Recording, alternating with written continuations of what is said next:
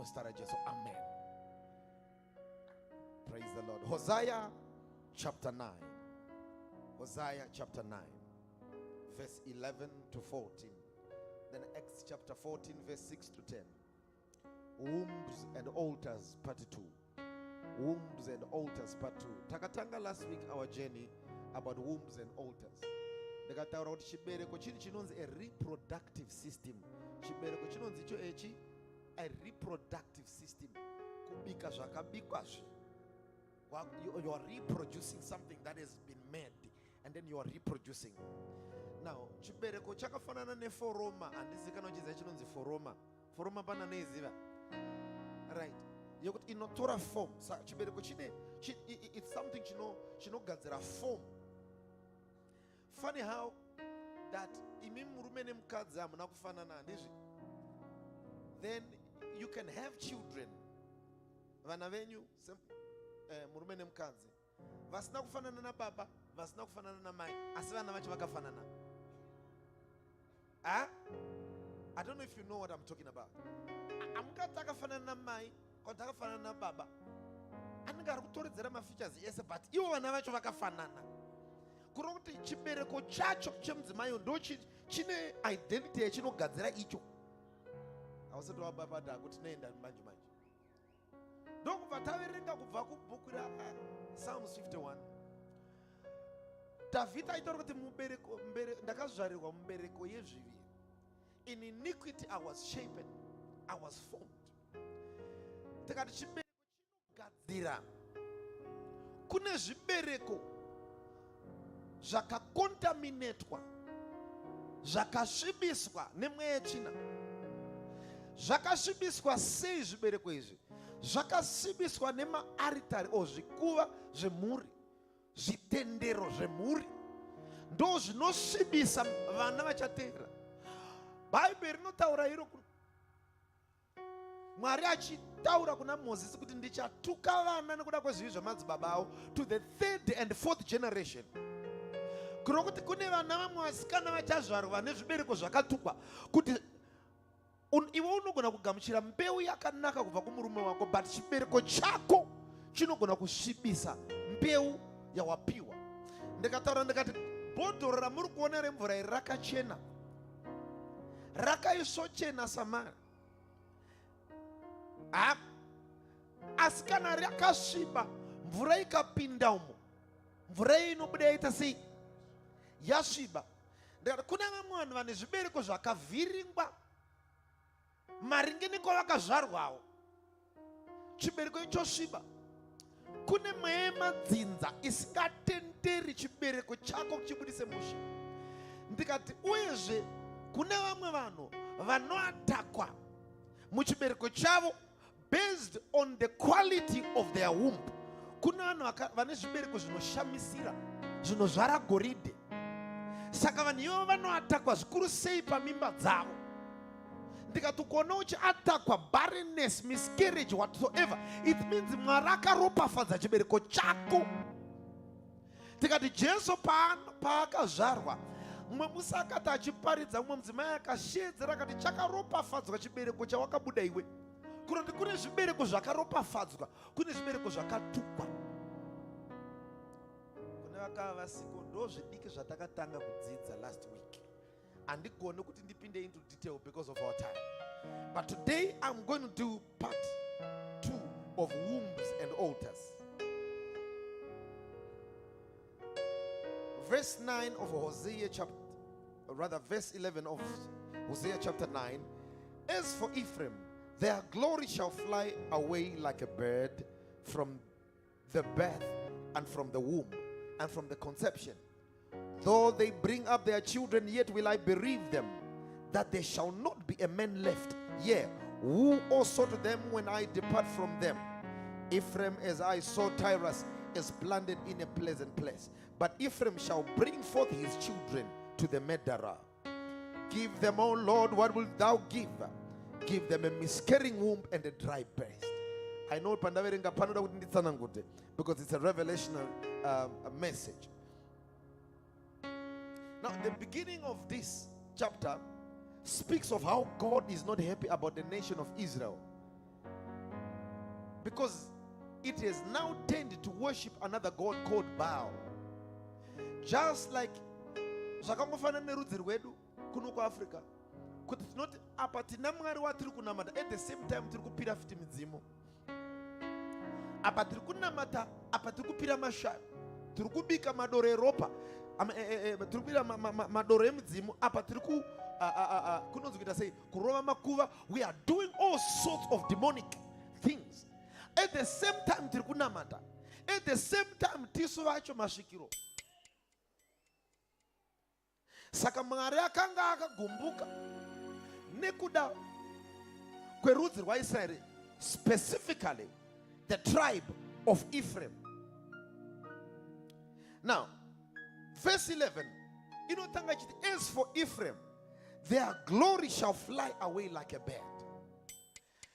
Nekuda kokunamata zvimwe zvimwari, kubwinya kwawo kuchabhururuka kubva pavari sekunge shiri iri kubhururuka. Ndinofarira kuti unoteerera saka uri kundinzwa. Semabhurukira anoita mhepo, shiri ichibva pairi kubva, ndokubhururuka kuri kuita kubwinya kubva kurudzi rwaEphraim. Chii chanetsa chakonzera kuti kubwinya kubve? Nokuti Ephraim ari kunamata umwe mwari asirini. Saka Mwari ari kukomplaina, ari kutaura nemuprofita wake Hosea akati, ndaneta ipi imani. Saka the glory shall depart from Ephraim. Nekuda kukunamata kwake zvimwe zvimwari. And even from birth, achitanga kuzvarwa, glory achingobuda mudumbu kudai so, mwana achibuda mudumbu, glory shall depart. Ndokubva ndajekeserwa panyaya tiri kuparidza about wombs and altars. Kuti nekuda kwokuti Mwari, if God curses a generation, that generation that has been cursed, nekuda kwokunamata zvimwe zvimwari, it means that my altars as Satan, they are empowered against uya atukwa. Amen. Mwari akakufuratira zvinopa simba madhimoni, because hausisina protection. Kana Mwari akatsamwa about you, you have been marinated to be eaten by demons. Watsukirira from a demon.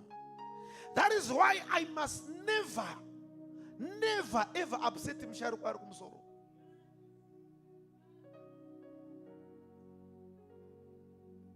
Ukaona wamuvhiringa mudhara ari kumusoro kudenga kurumidza kukurumbira ruregerero.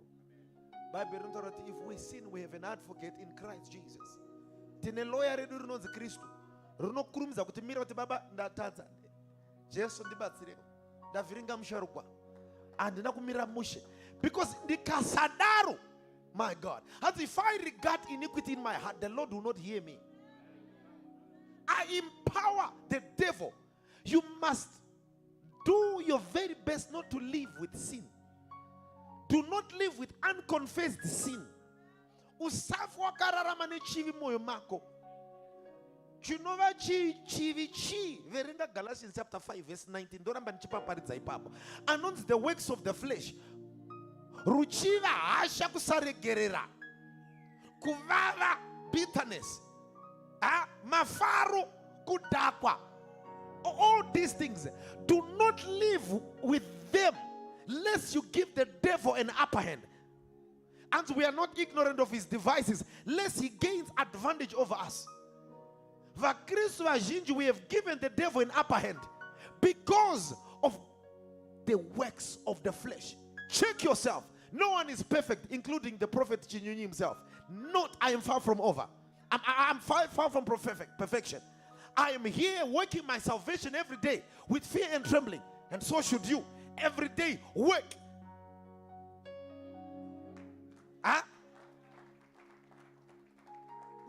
Work it every day. Shingirira. Tamari ndibatsire. Ine zvinombo ndikurira. Ndinonzwa hasha. Unombodzwa kuda kupupuma kunge mvura iri kuboila dziri hasha. But Mwari ndibatsire to work on my anger. To work on unforgiveness. You don't forgive people because they deserve to be forgiven, man. You forgive people because you are doing yourself a favor so that God can hear you. Because they deserve to rot in hell. They deserve but you know what? Leave them. And not forgiving somebody is like drinking poison and expecting them to die.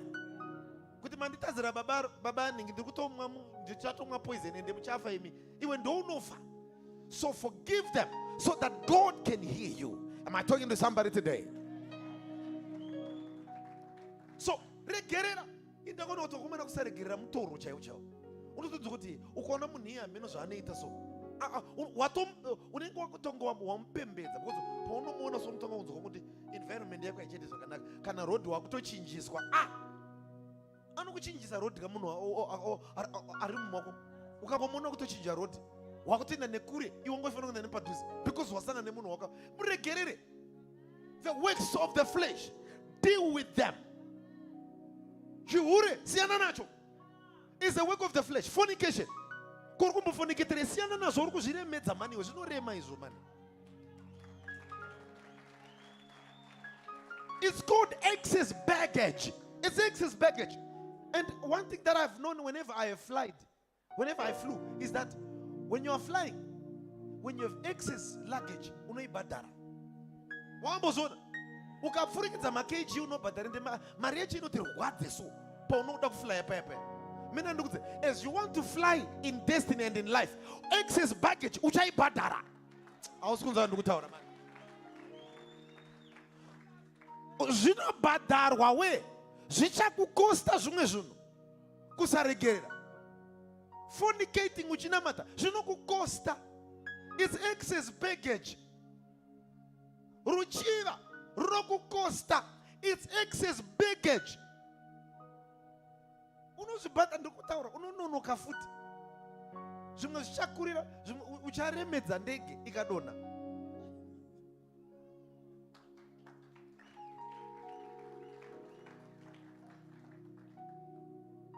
Uri panere. Mazambara, mazambara, mazambara.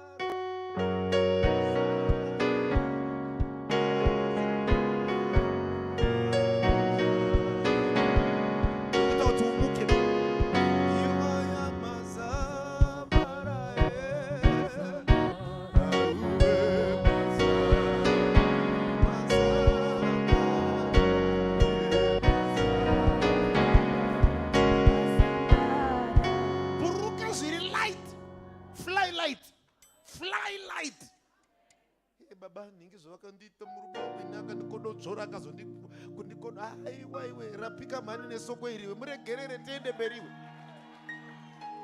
kumberi kunotapira uko ndambudzi ndipfure nepo. Ephraim Mwari agumbuka because of Ephraim. So the glory has departed like a bird flying from birth. The moment they land on earth, the glory leaves them. This is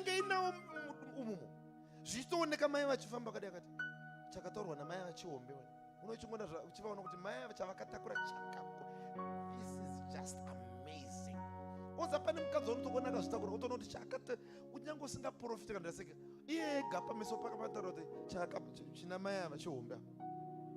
Wakavatarisa kuti maya vakatakura munhu wese akutoexpecta kuti pano pari kuzvarwa something amazing. Kozeti vamwe kuti pakuti yowe amen munobuda munhu kana kuti chimo ameno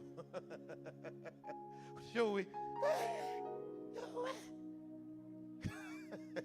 asi kune tepe kuti kana ikazvidakura munhu kuti kana obvious hapana kwazvaizvida aripo akura kudai mwana uyu takagara kuona iri nhumbu chaiyo. Amusani mambodzwa zvandikutaureremi kuti mwana uyu takaona iri nhumbu chaiyo, zvinhu zvaitofaya ameno zvakangoita mwana iyeyuyu kamwana iyeyuyu. The glory kune vamwe it departs vachingozvarwa vapa maolders mamwe zvikakupotsera muchibereko zvinokubata uchingobuda chete. Pane dhimoni rakamirira mamidwives emadhimoni akamirira kuti alright abuda wapo, the glory will depart. Kune vamwe vanhu vekuti achingotanga business riri mupfungwa riri perfect. Aiwa, kana riri mupfungwa it's perfect business. Asi kana mira ndikuvekerei izvika this time tazopinda right, tikadai then tozodai. Amuri kuona so apa zvinotorwa apa zvichiiswa apa ukazodai so zvimboita zvachinyi zvegore unotoona munhu ari kuda kusupplywa, iwe uri kuziya pazviri kuwanika. Chako kungofamba kuenda ipapa apo kungonotora wosvika so unosvika musuwo ipapo pacho pawasvika unonzi pane atongopinda mufungi angobva manje zvenyu zvikutodhura naimwari nguva yese ane 3 weeks achishaya, but because ndinda kuda kusupply iwe ka testimony ndicharamba ndichitaura yakandichemedza gorero. Vita ndakatengesa firiji yamaya tichangorora ndakati ini ndinofunga uri kunzwa here, I specialize in I'm a thinker. Ndaita research yangu 2005 ndikati paZambia mafoni ari kufaya and aifai vanhu vachitenga motikari ndikati right sweet don't worry firiji yako hapana kana mawani izvezvi ndabva ndaenda paAtlas building vanotenga ma3310 anyway ma2000 angona usazodzikisa kutaura izvi, but ma3310 takanotenga 3310 kuzadza soma kuenda muLusaka kunobva ndanotengesa hazvina kunyatsokubuda mushe. Ndobva ndanzi nemumwe muIndia wandakanotengesa if you can come back I want to buy this Motorola, you know Motorola this flip one, this money I'll give you this money. Ndikati mdzimai wangu this time hazvina kunoti gauge but ndiri kudzokera izvi zvine maMotorola nechichi mablue screen tapinda kwakusati kwanedzi kutsvaira idzi iko kaiflip kwakuda Satani so musatanisi zveshuwa unoziva kuti